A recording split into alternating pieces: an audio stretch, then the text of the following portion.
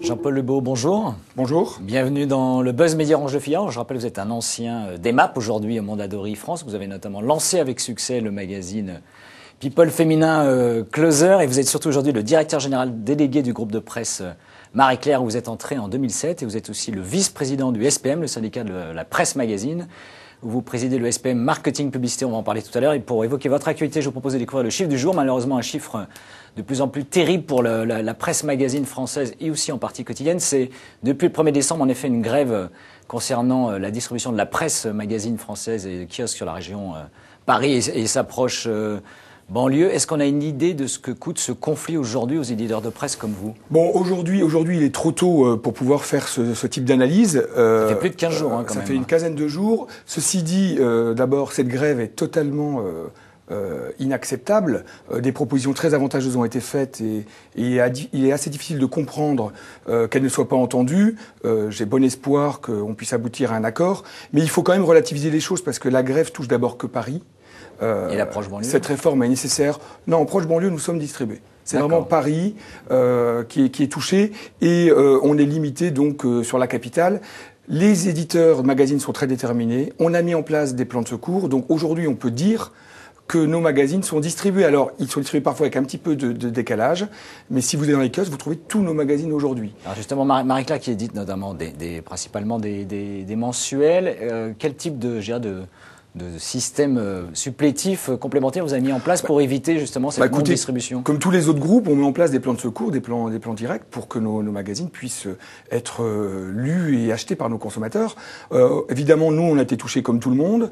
Aujourd'hui, on suit ça au jour le jour. Aujourd'hui, je sais que tous nos grands magazines qui sont sortis la semaine dernière sont en kiosque. Je pense à Marie-Claire, Avantage, Cosmo. Et donc, nos lecteurs n'auront pas de problème pour les trouver. Vous avez d'ailleurs quelques-uns des titres du groupe. Il y en a combien au total chez Marie-Claire? Alors, en France, nous avons une quinzaine de magazines. Mais dans le monde, nous éditons en joint venture ou en licence 80 magazines. Est-ce que cette grève des kiosquiers donc, sur Paris, vous le rappeliez, est-ce que c'est une raison supplémentaire d'accélérer justement la mutation des magazines sur Internet, sur le numérique? Alors plutôt que de parler de mutation ou de migration, il faut plutôt parler d'élargissement de la consommation de nos médias sur nos plateformes marques. Et nos plateformes sont avant tout numériques. Alors il faut rappeler que le numérique n'existerait pas sans des contenus et des contenus de qualité. Et où sont les meilleurs contenus? C'est dans la presse. Et c'est ce qui permet aujourd'hui de pouvoir offrir une vraie consultation de nos médias sur d'autres supports. Et je pense que c'est finalement pas une migration définitive, c'est plutôt des plateformes qui permettent aux différents supports de se nourrir les uns les autres. Donc je pense que c'est une très bonne chose.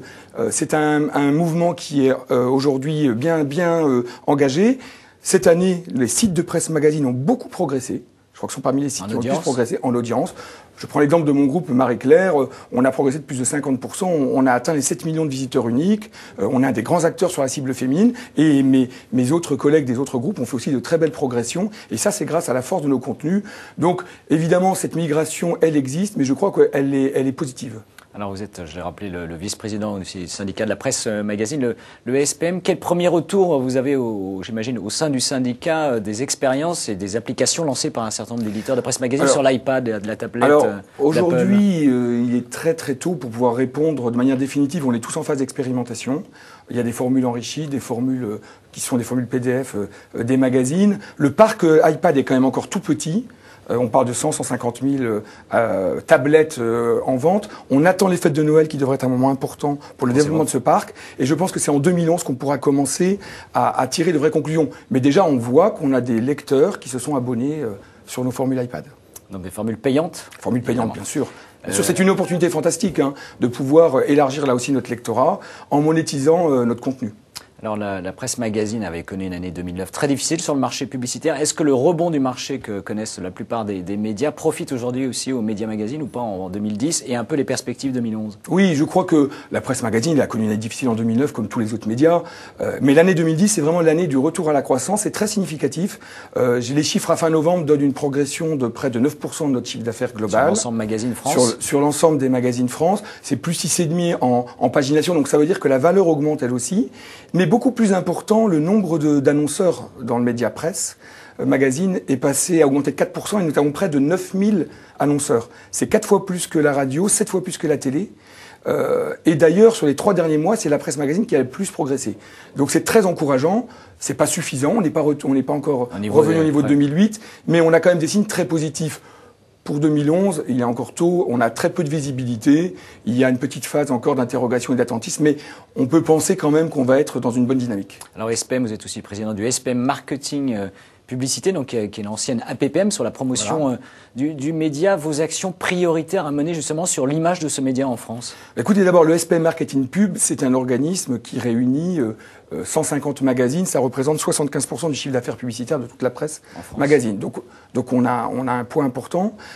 Notre volonté cette année, c'est de reprendre un discours très offensif pour remettre en avant, tout simplement redire quelles sont les compétences exceptionnelles du média. C'est-à-dire le média presse. D'abord la puissance. 95% des Français lisent un magazine, c'est pas rien. La deuxième chose, c'est la capacité de nos marques magazines à créer des communautés, à créer des tribus, qui d'ailleurs s'exportent ensuite sur le numérique. Internet. Voilà. C'est vrai que les lecteurs se retrouvent autour de valeurs communes, et ça, c'est tout à fait unique. Et puis, j'aimerais revenir sur la valeur du contexte. Le contexte éditorial, il nous permet de donner une vraie efficacité aux médias presse magazine. Pourquoi? Parce que le lecteur, il a un contrat de lecture avec son magazine. Donc, et le contrat de lecture, c'est un contrat de confiance. Il est en situation d'éveil, d'ouverture, et il accueille beaucoup mieux la publicité que dans d'autres médias.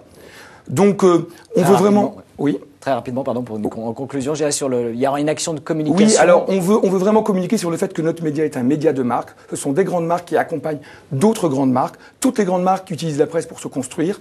Et on réfléchit là en ce moment, on travaille sur une vraie campagne de communication et tout un plan d'action en 2011 qui va nous permettre d'aller à la rencontre des annonceurs, des agences pour justement le remettre en avant toutes ces compétences exceptionnelles du média. Bien, Jean-Paul Beau. Merci d'être venu dans le Buzz Média Orange Le Figaro et nous retrouvons lundi. Merci encore et surtout très bon week-end. Très bon week-end.